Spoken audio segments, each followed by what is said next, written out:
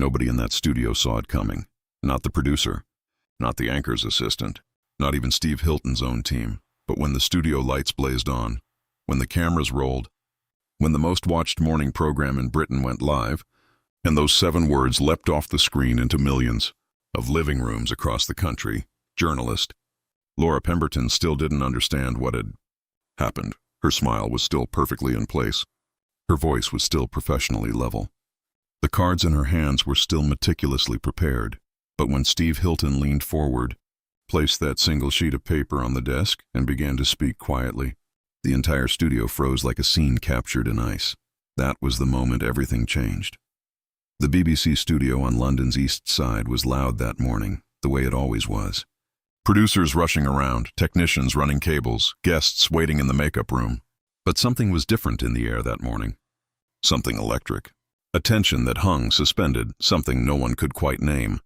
Laura Pemberton, the program's lead journalist, was preparing in the studio's back corner. 42 years old.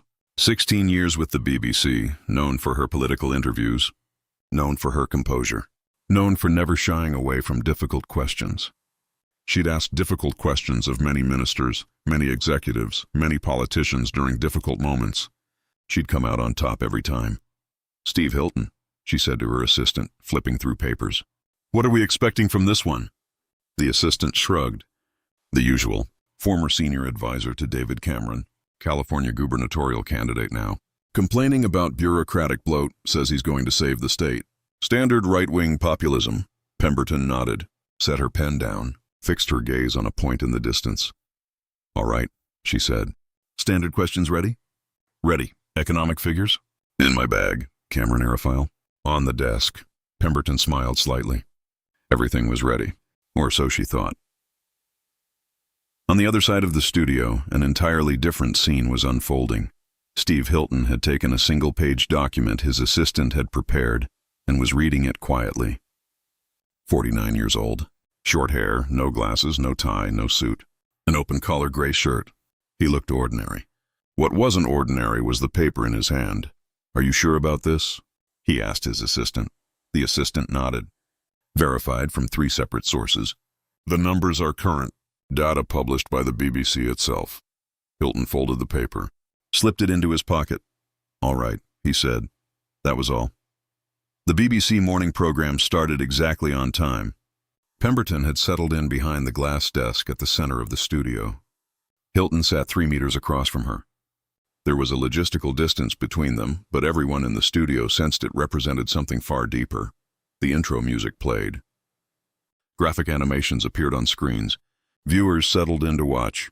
"Good morning," said Pemberton to the camera, in that familiar warm voice. "This morning, we'll be having a fascinating conversation with a California gubernatorial candidate.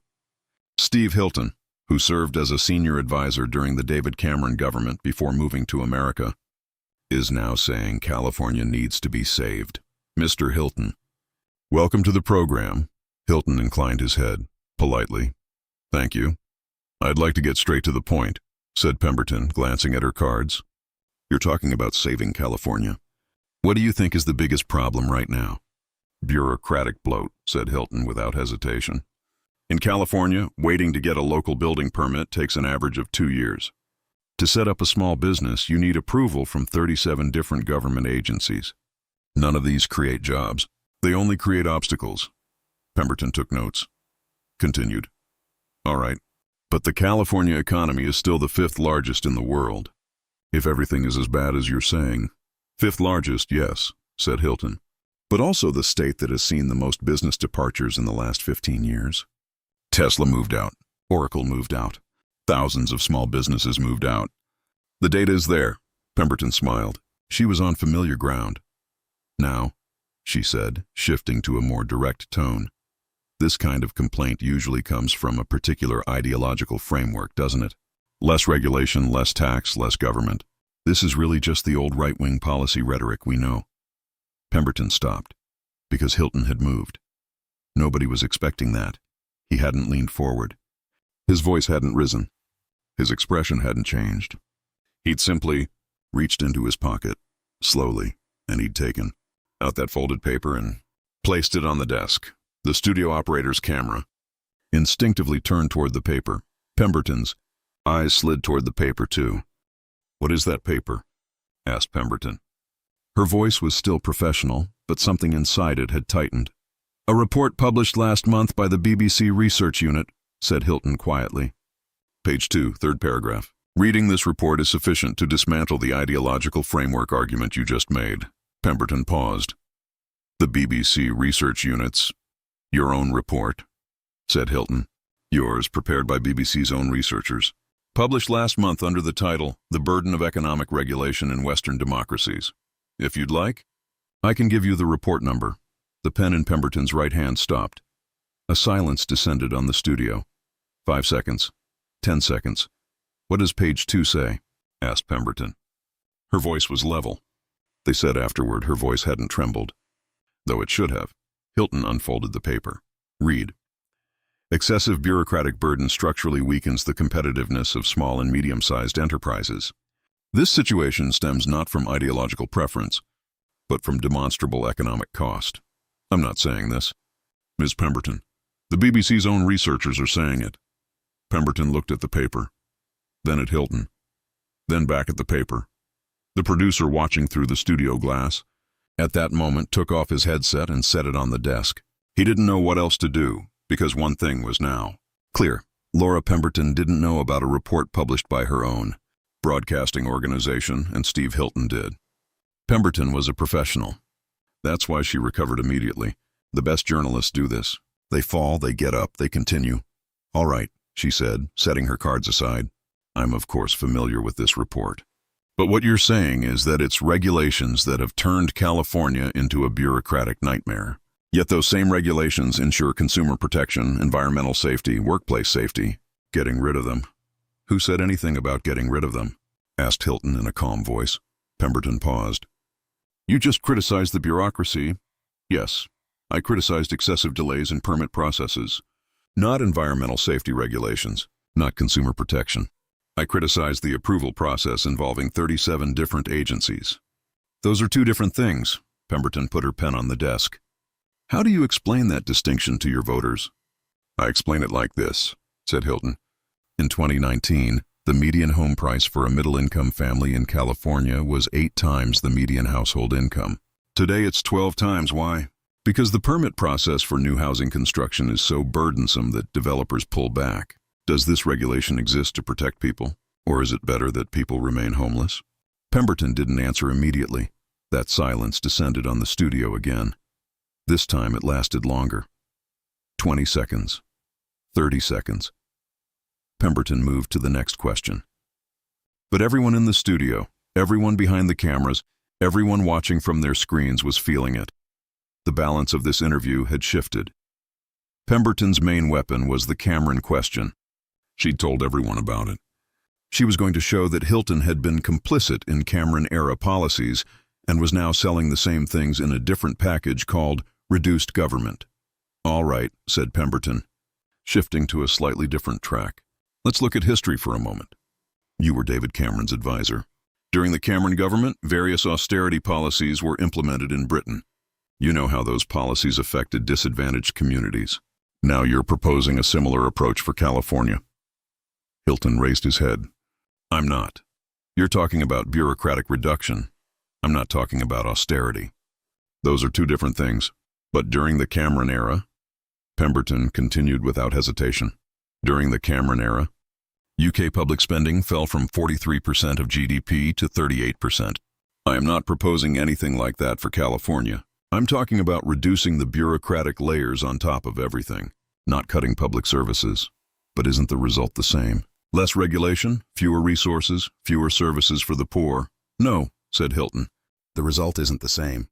I know this because I've read studies showing exactly why bureaucratic delays particularly affect lower-income communities." Pemberton leaned forward. "Which studies?" Hilton didn't reach into his pocket this time. He recited from memory. The Stanford Institute for Economic Policy Research study dated 2022. Title: The Distribution of Bureaucratic Burden Across Income Groups. Conclusion: Low-income households spend on average 5 times more time on bureaucratic processes than high-income households. Because they can't hire lawyers, can't hire consultants, don't have anyone beside them who knows the system. If you love bureaucracy, you don't love the poor. A movement happened in the studio. Slight, but noticeable. The camera operator turned the lens toward Pemberton. There was a small crease on her face, small enough that nobody watching would say shock. But someone passing by, someone later examining the footage frame by frame, could see it clearly. Laura Pemberton was surprised. Pemberton recovered again, this time faster. "All right," she said, picking up her pen from the desk. "Let's speak specifically about California. You're a British person coming to California and running for governor. Is 10 years of living in the state sufficient qualification for this job?" "I'm meeting the legal requirements," said Hilton. "I'm an American citizen. I've been a California resident for 12 years. What else is required?" "I'm talking about legitimacy. Local connection. I understand." Hilton paused briefly. "But why was it legitimate to spend 10 years as David Cameron's policy advisor in England?" "I wasn't British. I was born in Hungary," Pemberton blinked. "That's different. How is it different?" "Advisory work is different from being elected." "All right," said Hilton. "Then let's leave electoral legitimacy to the voter. Let's discuss policy here." Pemberton looked at her cards, then back at Hilton. "All right," she said. "Let's get to policy. You mentioned the housing crisis in California. What are you proposing to solve it?" And with that question, the second act of the interview opened. The housing question was Pemberton's strong territory. At least she thought so. She was someone who knew California's housing crisis. She'd been reporting on this topic for years. She knew what average rent in San Francisco was. She knew the scale of homelessness. And she knew how to corner candidates who oversimplified this issue. "California's housing problem is a complex matter," said Pemberton. "Not just permit processes. There are land restrictions, NIMBY opposition, financing problems." "I agree," said Hilton. "And there's a common element in all of them. Procedural wait. That is, when a local housing project enters the environmental review process, do you know how many years the average wait is?" Pemberton was about to open her mouth. Hilton continued, 4.5 years. The cost of those 4.5 years gets passed on to the project. The project gets more expensive. An expensive project has to target the luxury segment to be profitable in the market. And in the end, the low-income tenant can't get into a home. The permit process doesn't protect people. It blocks the construction of housing that could house people. Pemberton waited a moment. "Is that process 4.5 years?" she asked carefully. "California's own data from the State Housing Agency," said Hilton. The 23 report. Section 3. Pemberton reached for the folder on the desk. Flipped through it slightly. This time, the paper wasn't there. The figure was sitting there. Hilton was reciting it from memory, and Pemberton didn't have the document in hand to verify it at that moment. The studio assistant leaned over to her, whispered something. Pemberton nodded slightly. "All right," said Pemberton. "Let's say these figures are correct. What's the solution? Eliminating environmental review processes?" "Accelerating them," said Hilton.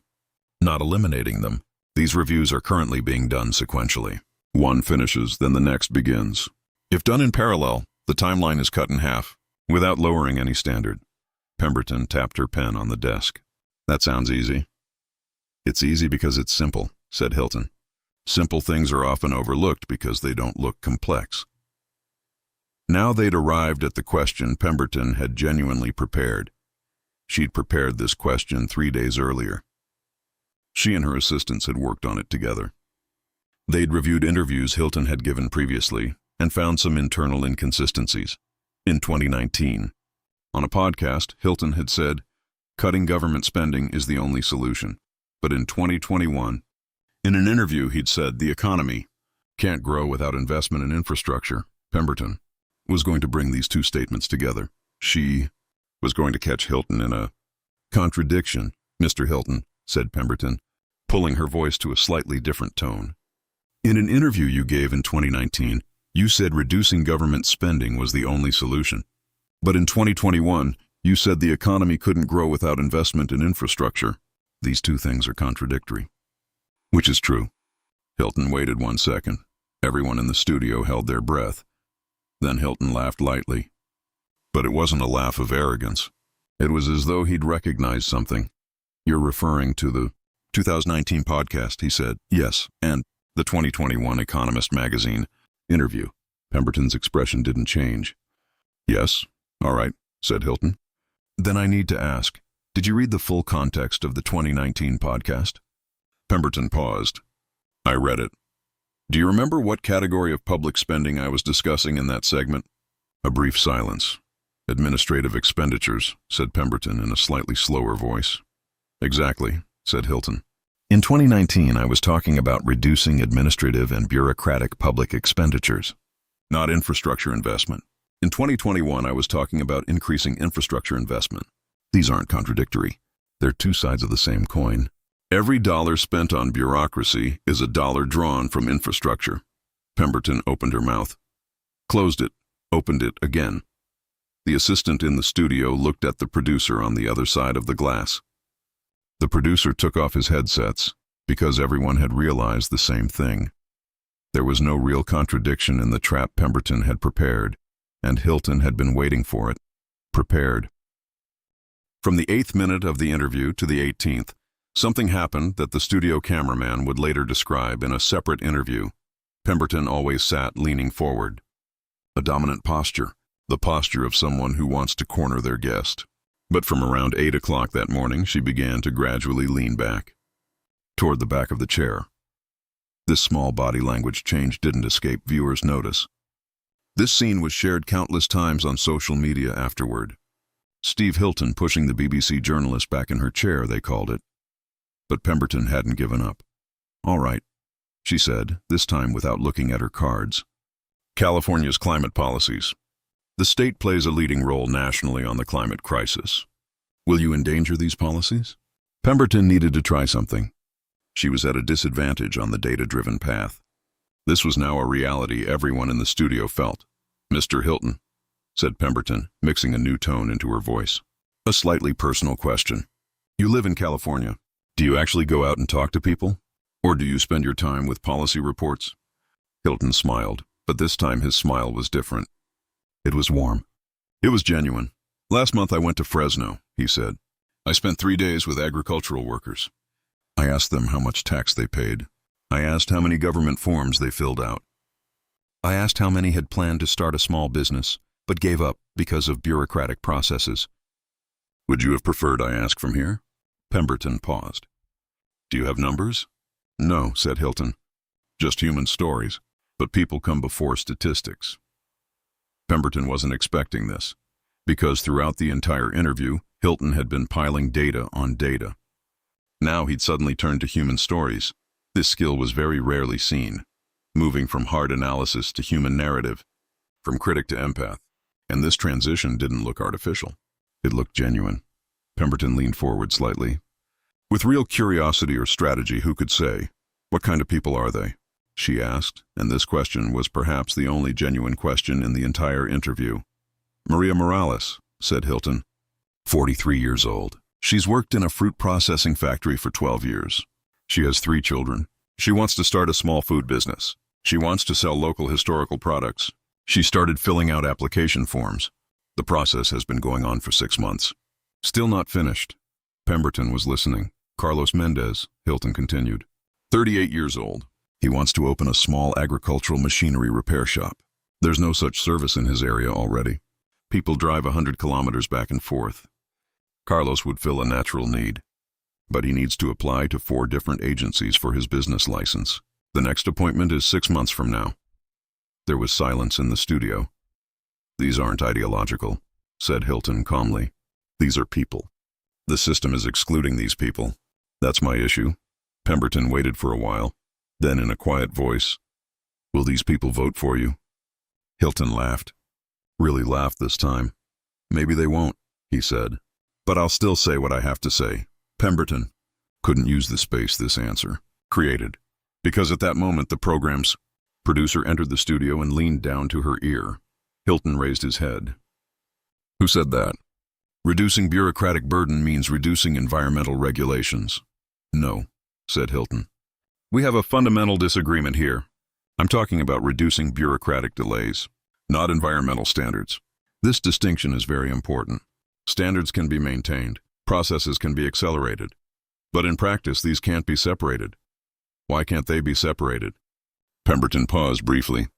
Because they're managed by the same agencies. Then the problem isn't the standard, it's the agency, said Hilton. You restructure the agency without lowering the standard.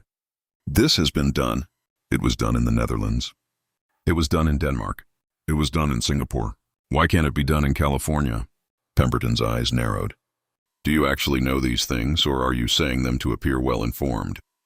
A slight wave of tension passed through the studio. Hilton looked at this with a smile. The Netherlands 2018 Bureaucratic Reform Package, he said. Restructuring of the Ministry of Environment. A 60% increase in approved project applications was achieved within 2 years. Environmental violations, meanwhile, decreased by 12% in the same period. If you want the report, I can send it to your program's production team. Pemberton said nothing. The producer whispered into Pemberton's ear. Pemberton nodded slightly. Hilton waited. We're taking a short break, said Pemberton to the camera. Commercial break. Some of the studio staff later attributed special significance to this break. They said Pemberton's strategy changed after the break. But it didn't change. It only crystallized. Pemberton turned back to the camera as the break ended.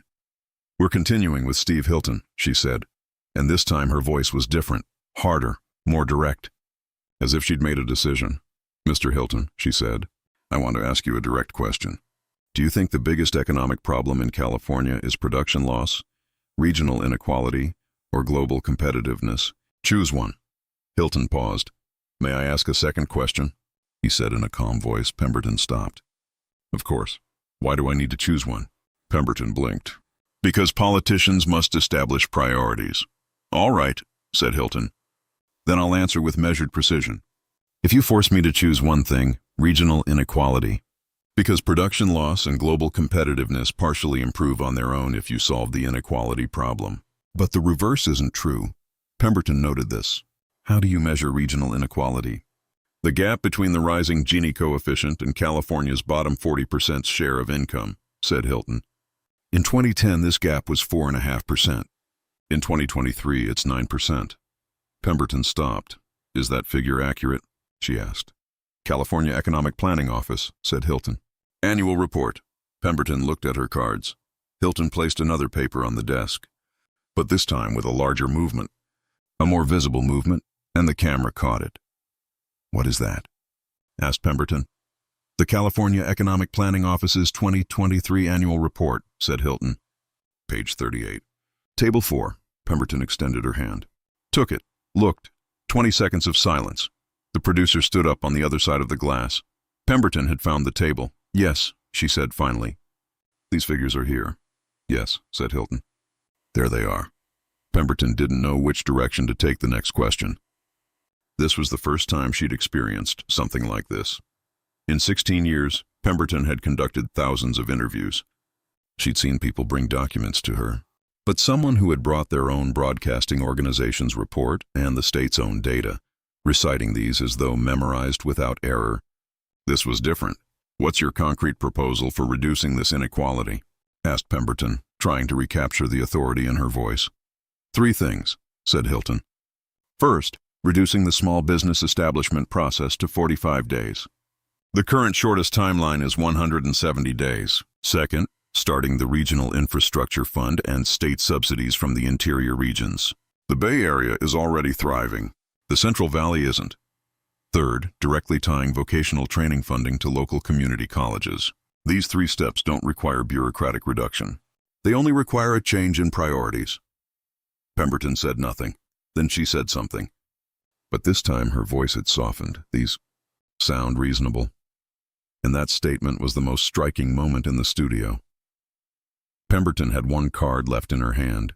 She'd saved it. She'd left it for the end of the interview. Because this question was personal. This question could topple Hilton's defenses. Mr. Hilton, she said, lowering her voice slightly, you weren't a citizen of this country. You were born in Hungary, grew up in Britain, moved to America. Should a state's governor be someone born and raised there? Or can someone who comes from elsewhere understand it better? An unexpected silence settled over the studio. This question was different. This question couldn't be answered with data. Hilton thought for a while.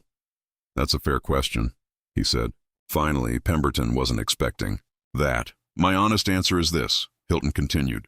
I wasn't born and raised in California. I will never claim that. But I lived there. I paid taxes there. My children grew up there. This is my home. And sometimes someone who has looked at a place from the outside sees things that someone who has never left can't see. For example, asked Pemberton quietly. For example, said Hilton, I grew up as someone in politics in Britain. There I saw both what the state can do well and what it can do badly. When I came to America, I saw its potential as someone who came from outside. I saw how strong California could be, but how much it had slowed down with how many unnecessary obstacles. This foreignness didn't blind me. It clarified things. Pemberton set her pen on the desk. 2 seconds. 3 seconds. One last question, said Pemberton. Of course. Do you think you'll win? Hilton paused, then laughed. Genuinely. I don't know, he said. But I'll say what I have to say. Whatever the outcome of that. Pemberton turned to the camera, said her closing words. Steve Hilton, thank you for joining the program. Hilton inclined his head. Thank you. The broadcast cut. The people remaining in the studio sat in silence for a while. Pemberton looked at the papers on the desk. At the 2 papers Hilton had left, the assistant came alongside her. He was strong, she said quietly. Pemberton nodded, but didn't answer. The producer entered the studio. It went well, he said. Nobody answered, because everyone knew that the only thing that had gone well that morning was Steve Hilton's preparation. After the studio emptied, Pemberton retreated to a room, closed the door, opened the note her assistant had left behind. BBC Research Unit Report, October 2023. Page 2, paragraph 3. I checked. Exactly as he said. Pemberton folded the note, threw it away, then moved to the window. London was flowing below. Morning traffic, cars, bicycles, people. She'd done this job for 16 years. Thousands of interviews, dozens of ministers, dozens of CEOs, dozens of academics. But this morning had been different. Steve Hilton hadn't just come prepared. Hilton had anticipated the questions Pemberton would prepare. He'd brought the BBC's own report, California's own statistics, the Netherlands' own reform data. And he hadn't said these in isolation. He'd placed them within a mutually supporting architecture. This wasn't luck. This was the product of long hours sitting at a single desk. As a single person, thinking through all possible angles of an interview with a journalist. Pemberton appreciated this, because good journalism was this too. From 9 o'clock that morning, the interview began falling onto social media clip by clip. The first clip was the moment Hilton placed the BBC report on the desk. 45 seconds. Shared under the headline, Steve Hilton silences BBC journalist with her own report. It reached 400,000 views before noon. The second clip was the segment where the Fresno stories were told.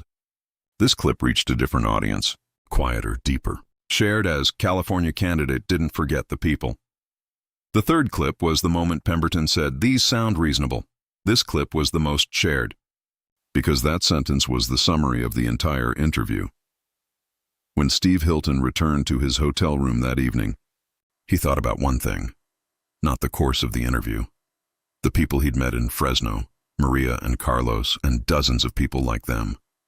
Not those who couldn't understand the system, those who had given up on their dreams because they understood it too well.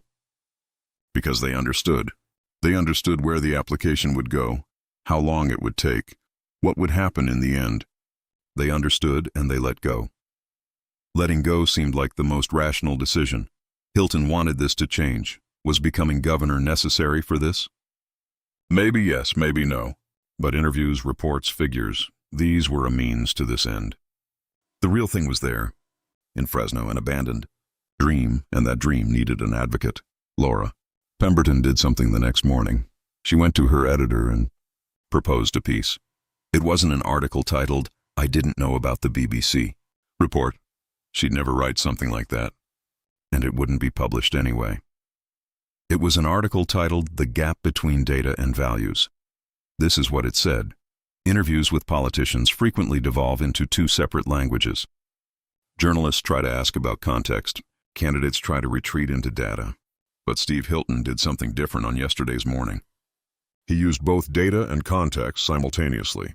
This is a rare skill in political discourse, and this skill is a harbinger of someone who deserves far more careful examination. The editor published the piece. When Hilton read that article, he said one thing to his team: "That's an honest journalist." When the cameraman from the studio where the interview took place described the most surprising moment that morning, he said this: "When Hilton placed the paper on the desk, the air in the studio changed. I felt it physically, like a temperature change. Everyone froze like a scene captured in ice." "What did Pemberton do?" asked the interviewer. "Her hands were on the desk," said the cameraman. And as if without realizing it, she slowly drew her hands into her lap. A small movement, but the camera caught everything. This cameraman, later watching that footage again, saw something in Pemberton's facial expression at that moment. Not shock, recognition, the honest facial expression of realizing something. And perhaps this was the most important part of the entire interview, because good journalism isn't just about asking questions. Good journalism is truly hearing the answer. What Steve Hilton did in the BBC studio that morning wasn't a miracle, it wasn't magic, it was preparation, just preparation. Hilton had spent his days for a week with data, his nights with people's stories. He'd thought through every possible direction the interview could go. He'd prepared every question that could be directed at him, the assumptions behind these questions, the evidence that could shatter these assumptions. But this preparation wasn't cold, because behind it was a genuine belief that California could be saved, a genuine belief that Maria could start her business, a genuine belief that Carlos could open his workshop. And this belief made data something more than lifeless statistics. It made them human-faced realities. This is why the air in the studio had changed. When they left the studio that morning, Hilton and Pemberton found themselves in the elevator together. No cameras, no microphones. Two people, one elevator. "You were well prepared," said Pemberton. "I found you good too," said Hilton. "You were a difficult subject," said Pemberton. "But that's not a bad thing," Hilton laughed. "California is a difficult state. But that's not a bad thing either." The elevator doors closed. Outside, London was flowing. Inside, two people, each chasing their own truth, would continue walking different roads. But that morning, in that studio, when that single sheet of paper was placed on the desk, something had changed. The gap between data and values for a moment had closed, and that was everything. 3 days after the interview, a poll was published in California. Hilton's name recognition had risen by 17%, but this wasn't what mattered most. What mattered most was an email that came from Fresno, from Maria Morales. She'd heard Hilton's name on television. He told her story. "I didn't know you," the email began, "but I knew my application was still ongoing." And hearing someone say this, it felt different. "Thank you." Hilton didn't show this email to his team. He just read it again, and put it on his desk, because this email reminded him why he'd been sitting in the BBC studio that morning. Not for reports, not for figures, for Maria. Laura Pemberton, 2 weeks later, conducted an interview with another politician. That politician, too, was developing economic proposals. But this time, Pemberton did something different. Before the interview, she asked the research team about that politician's sources. "Bring not just their claims, but also the reports these claims are based on," she said. The assistant was surprised. "Do we always do this?" she asked. Pemberton thought for a moment. "We will from now on," she said. This was a small change, but journalism history is sometimes written with small changes. And within that history, there was also that single sheet of paper placed on a desk in the BBC studio that morning. Someone once asked Steve Hilton, what was the hardest thing that morning? Hilton thought. "The hardest thing," he said, "was saying what I knew with calmness rather than excitement." Why? Because if I'd raised my voice, the message would have been lost. They would have seen the anger. They wouldn't have seen the data.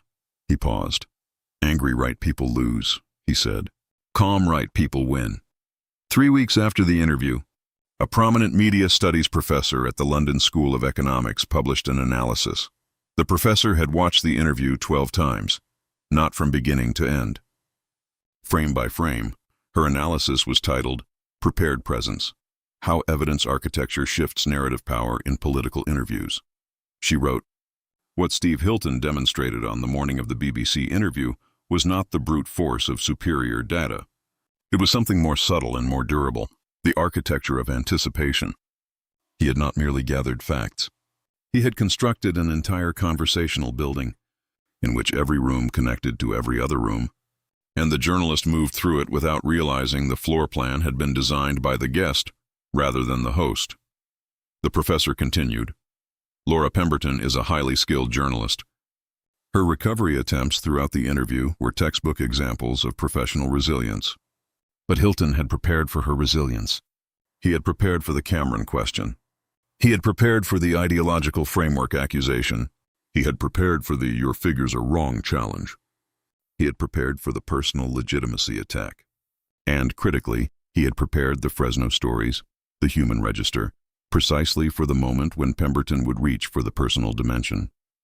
This is not luck. This is architecture. The analysis was widely shared in media and political circles.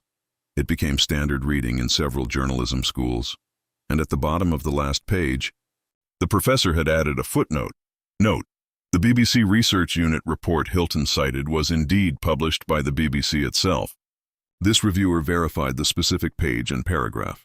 They were accurate. 6 months after the BBC interview, Steve Hilton was standing at a community hall in Bakersfield, California.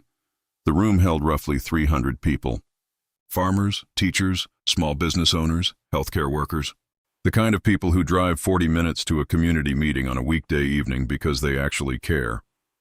A man in the back row raised his hand.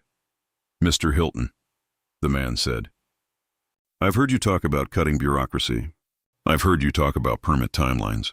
But I've spent my whole life watching politicians talk about this stuff and nothing ever changes. Why are you different? The room went quiet. Hilton looked at the man. I'm not going to tell you I'm different, he said. I'm going to tell you what I've seen. And I'm going to tell you what I intend to do about it. He paused. 6 months ago, I was sitting in a BBC studio in London. A journalist asked me if I was just selling old right-wing policy in a new package. And I had an answer for her. I had data. I had reports. I had the BBC's own research to show her. A few people laughed softly. But the thing I didn't have in that studio, Hilton continued, was something I had in Fresno. Maria Morales, Carlos Mendez, people whose names I could put to the problem.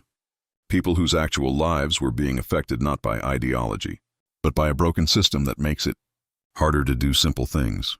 He looked around the room. I'm not different, because I have better policies than the last guy. I might not. I'm going to be honest with you about that. What I have is this. I've seen both sides. I've seen the inside of government in Britain at the highest levels. And I've seen what happens when government forgets what it's for. And I genuinely believe, that the people in this room, the people I met in Fresno, the people all across this state who are just trying to build something, they deserve a government that gets out of their way, and a government that still shows up when they need it. The man in the back row nodded slowly. He didn't clap. He just nodded. That was enough.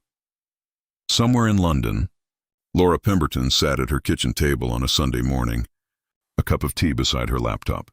She was reviewing footage, not unusual for her. She reviewed footage often, old interviews, past programs. It was how she sharpened her craft. But today she was reviewing the Steve Hilton interview for the 4th time. She had noted 3 things. First, the moment Hilton placed the BBC report on the desk, his hands were completely still. No trembling, no hesitation. The hands of someone who had done this exact movement in his mind hundreds of times before doing it in reality. Second, every time Pemberton attempted a recovery, Hilton waited. He never interrupted. He let her finish. And then he addressed exactly the point she had made, not a straw man of it. This was the most disarming thing about his approach. He was relentlessly fair to her arguments, even as he dismantled them. Third, the Fresno stories. She had fact-checked them after the interview. Maria Morales existed. Carlos Mendez existed. Their situations were exactly as Hilton had described. He hadn't invented sympathetic characters. He'd remembered real ones. Pemberton closed her laptop. She picked up her tea. She thought about a thing a journalism professor had told her when she was 23 years old and just starting out. The best subjects you'll ever interview are the ones who make you better at your job. Not the easy ones. Not the ones who tell you what you want to hear. The ones who force you to go back and ask, did I prepare enough? Did I listen hard enough? Did I follow the evidence wherever it went, even when it went somewhere inconvenient? She thought about Steve Hilton. She thought about that single sheet of paper. She thought about what it had taken to sit in that chair, in that studio, in front of a camera watched by millions, and stay perfectly calm while dismantling every argument directed at you. Not with aggression, not with deflection, but with precision. She put her tea down, opened her laptop, started working on the next interview. There's a peculiar thing about political interviews. They are, at their best, a collision between two disciplines that rarely speak the same language. Journalism trades in specificity, in the concrete, in the verifiable, and the dated. A good journalist wants a number, a name, a document, a source, something that can be confirmed, challenged, followed up. Politics trades in aspiration, in narrative, in the broad arc of a vision, and the emotional register of its delivery. A good politician wants a story, an image, a feeling, a direction. Most political interviews spend their entire duration watching these two disciplines talk past each other. The journalist asks for specificity. The politician offers aspiration. The politician offers narrative. The journalist demands documentation, and everyone goes home slightly frustrated, the viewers most of all. What made the Hilton interview unusual was that Hilton refused to let this gap exist. He came with both. He came with the data the journalist needed, precise figures, source citations, specific reports. He could tell you the page number. He could tell you the table. He had anticipated which facts would be challenged and brought the receipts in his pocket, literally. But he also came with the story the audience needed. Maria filling out forms for 6 months. Carlos waiting for a government appointment that was 6 months away. The human being behind the statistic, the face behind the number. This is extraordinarily difficult to do. Most politicians are good at one or the other. They are either the data person, cerebral, precise, slightly cold, or the story person, warm, compelling, occasionally vague. Hilton that morning was both. And that duality was what left the studio frozen in that moment when the paper hit the desk, because the paper was proof that he had done the work. The real work. The lonely, unglamorous work of sitting with reports and highlighting paragraphs and memorizing page numbers. The kind of work nobody sees and nobody thanks you for. The kind of work that only matters in one specific moment. The moment when a journalist says, "That's just ideological framing," and you can say, quietly, "Actually, let me show you what your own researchers found." That moment, that 7-word moment, that's what that single sheet of paper was, not a stunt. Not a prop, not performance, preparation. Steve Hilton, on the evening of the interview, wrote one line in his notebook. He wasn't a diary keeper. He wasn't someone who wrote things down for posterity. But occasionally, on important days, he would write one line. The line read, "Calm conviction beats loud conviction every time." He looked at it for a moment. Then he closed the notebook and went to sleep. Outside, London was doing what London always does, moving, always moving, in 10,000 directions at once, carrying 10 million lives toward 10 million different mornings. And somewhere in that city, in a BBC studio now dark and empty, a glass desk caught the last of the evening light through tall windows. On it, no longer, was a single sheet of paper. It had been cleared away by a cleaning crew at 6 in the evening, recycled. Probably. Lost to the ordinary machinery of days. But what it had said and who had placed it there, and the moment the studio froze when it landed on the desk, that was not so easily cleared away.